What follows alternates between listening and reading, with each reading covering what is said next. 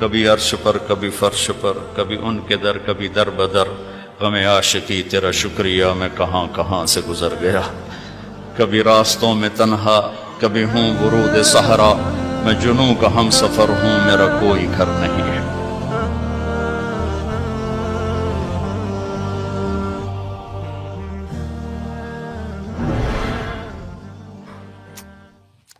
Eighty two کی بات ہے، میں انڈیا گیا اکیلا، ٹرین میں تھا تو جالندھر سے رش چڑھا اور لوگ کھڑے ہو گئے، تو ایک نوجوان سا تھا، وہ جوان تھا، نوجوان تو نہیں تھا، وہ کھڑا ہوا تھا، تو میں ایک سکھ کو دعوت دے رہا تھا، تو میری غور سے نہ سنتا رہا، تو مجھ سے انگریزی کہتا فرام ویئر یو آر، میں کہا فرام پاکستان، تو پھر کہنے لگا فرام ویئر ان پاکستان، میں کہا ملتان، فرام ویئر ان ملتان، میں کہا وائی آر یو آسکنگ، کیوں پوچھ رہے ہو، کہا I am from Multan, a small town Tulamba. جب تلمبا گیا تو میں ہنس پڑا، تو پھر اردو میں بولا ہنسے کیوں ہو،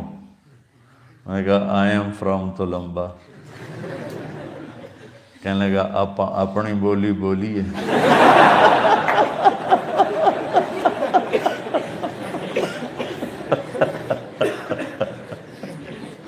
کہنے لگا اتنے تو ساڑی کوئی جانتا ہی کوئی نہیں، آپ اپنی بولی بولیے، میں کہا بولیے۔ اس نے پیچھے اس کی بہن مجمع میں پھنسی کھڑی تھی، ایجڈ عمر رسیدہ تھی، اس نے اس کو جا کے بتایا کہ تلمبے کا ایک لڑکا بیٹھا ہوا ہے، وہ تو آئی شیرنی کی طرح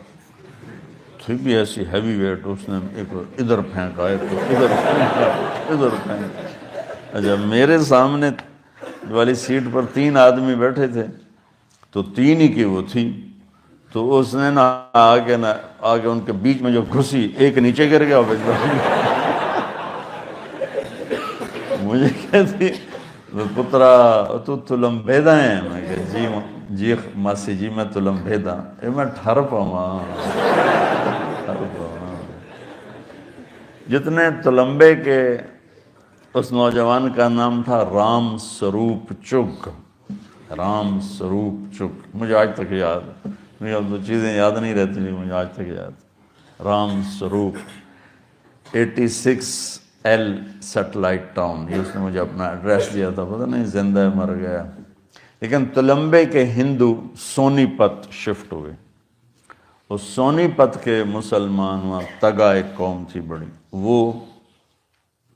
تلمبا شفٹ ہوئے، کچھ اس میں راجپوت فیملیز بھی ہیں، کچھ تگا فیملی بھی۔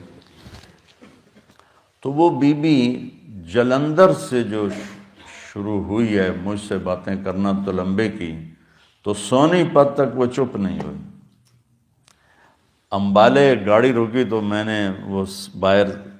چھاوڑی والا سیب بیچ رہا تھا، میں نے سیب لیے، تو میں نے کاٹ کے میں نے کہا ماسی کھاسو، کہ پتر سے مسلیاں کو کھاندے نہیں، پر تو تلمبے دا تیرے کو ضرور کھا، تو میں کھایا۔ وہ بڑی مالدار فیملی تھی، انہوں نے مجھے جو حویلی بتائی وہ تلمبے کی ایک اینٹیک حویلیوں میں تھی، تو کہنے لگی میرے باپو حویلی پوری کی تھی تو دو ملک بن گیا، تو سانو اے چھوٹا جہا ہے اس لئے رام سروپ جمعے آیا یہ حالی 6 مہینے دائی، انہوں لے تے سے نکلے ہیں، تو ہر شاہ چھڑتے آ گئے۔ تلمبے میں ہندوؤں کی 2 بڑی فیملیاں تھیں، ایک پروتھی اور ایک چک،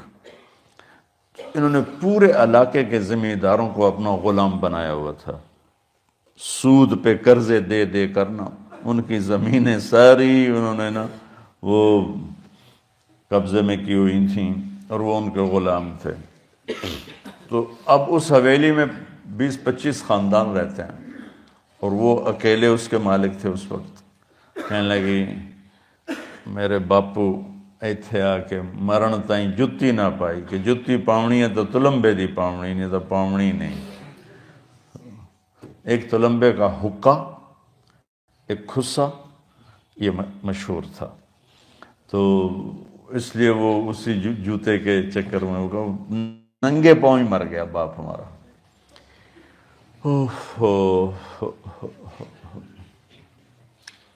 کبھی عرش پر کبھی فرش پر، کبھی ان کے در کبھی در بدر،